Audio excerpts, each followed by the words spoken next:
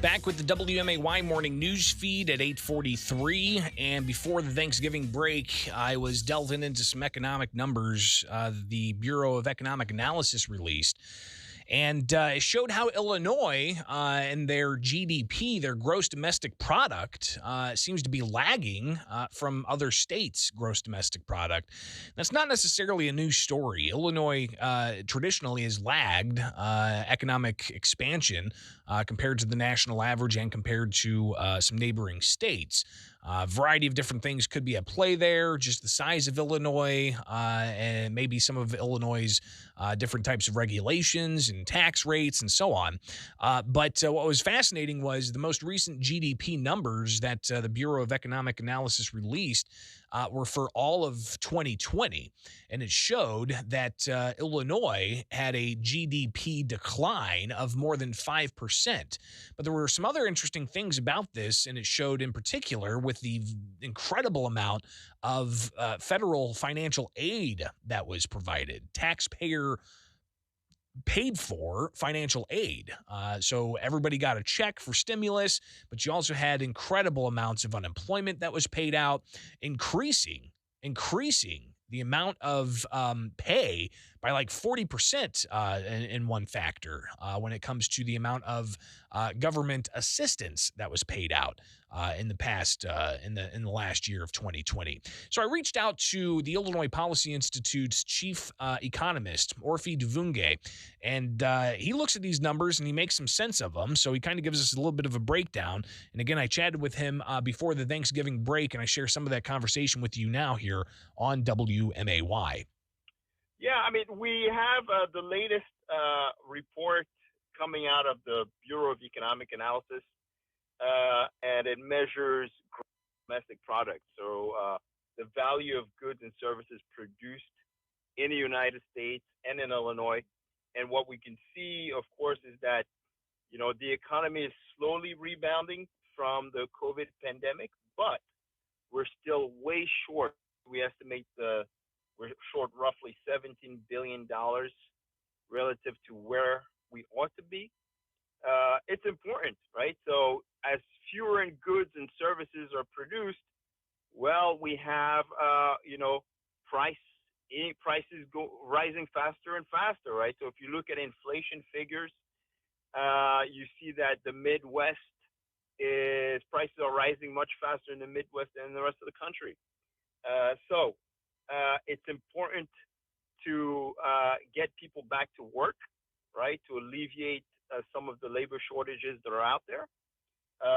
Because, of course, when prices increase really, really fast, low-income families are most hurt, but also those who are closer to retirement or retirees, you know, they see their, the basic goods that they purchase every month, the price of those goods increasing too fast to keep up with the size of their budget. So again, I'm sharing a bit of a conversation that I had with Illinois Policy Institute's chief economist, Orphe Divounguy, and asked him about Illinois compared to other states.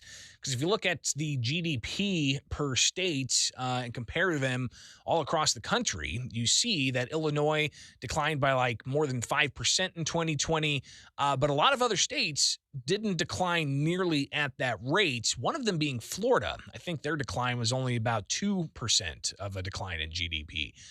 So some states were able to weather the COVID shutdowns and the COVID restrictions more so than Illinois. And Orphe kind of breaks that down a bit as well.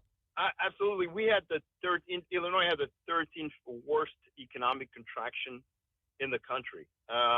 And what we learned really quickly was that states that had the most intense or severe lockdowns had the largest drop in economic activity, right? So it made sense. Overnight, the governor went on TV and said, we have to close down non-essential businesses, basically considering a large share of Illinois workers non-essential. And a lot of those businesses that were closed down were in the leisure and hospitality sector, transportation and warehousing. They were the biggest pandemic losers, and they were put on the sidelines. And so this happened even before the first stimulus came out of the federal government. So a lot of families were hurt, deeply hurt by the pandemic.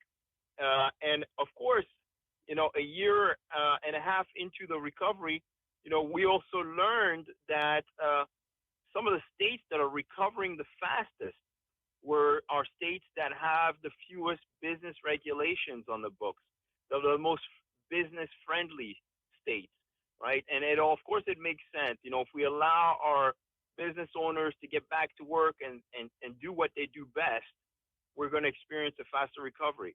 So we look at the states that are recovering the fastest and the states that have the fastest employment recovery. They're states with the fewest business regulations in the book. They're states that are friendly to business. So the way out of this, what does it mean? How do we best capitalize on regrowing Illinois' economy? I guess that's the issue that's up for debate. But one of the fascinating things in all of this is that economic data showing just how much assistance went out during the pandemic and how that increased payroll by paying out incredible amounts of unemployment in Illinois. One of the numbers that Orphe from Illinois Policy also highlighted. That's correct. So what happens as a result of the economic shock, the government, the federal government stepped in, right, and spent nearly $6 trillion in pandemic relief. We've had a couple of, we had a check sent to every household, regardless of their their status, their employment status, twice, right? First in 2020 and then again in 2021. We had expanded unemployment benefits on top of the checks, right? We've had a ton of government stimulus to try to make up for the income shock caused by the COVID-19 pandemic.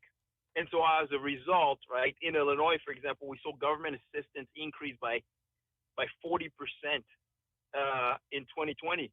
And so, of course, that made up for the loss of income and some, and personal income actually rose during the pandemic. Now, here's the biggest problem. The biggest problem is that, before the pandemic, we heard the governor complain about income inequality. We heard the president of the United States.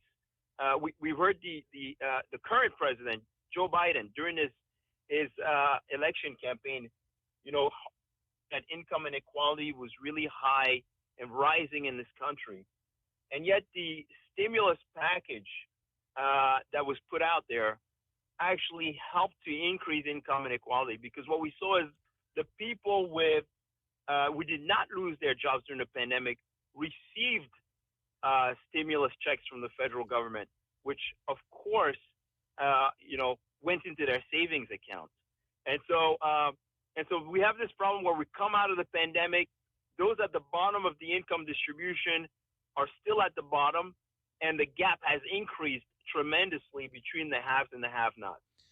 Sharing a bit of a conversation I had with Orphe Divounguy. He is the chief economist with the Illinois Policy Institute, looking at numbers from the Bureau of Economic Analysis from the federal government, showing data about Illinois. And looking forward, what does all this mean for you, the consumer, for you, the taxpayer? Yeah, we're still, we learned that we're still in a hole. We're about 17 billion short of the pre-pandemic trend. We have a little ways to go. Now, unfortunately, what's troubling is that the quarter three figures that just came out last month for the U.S. economy showed basically that GDP growth actually fell from 6% earlier this year to roughly 2%. And that's kind of troubling, right? Because we're seeing an early slowdown, right? Way before the roughly 4 million Americans that are still out of work when compared to pre-pandemic, before they even get back to work. And so those are troubling signs, because the economy is already slowing down, and we haven't gotten everybody back to work yet. Again, that's Orphe Divounguy with the Illinois Policy Institute, their chief economist, breaking down some of those federal GDP and state GDP numbers. It's right here on the WMAY morning news feed. I'm Greg.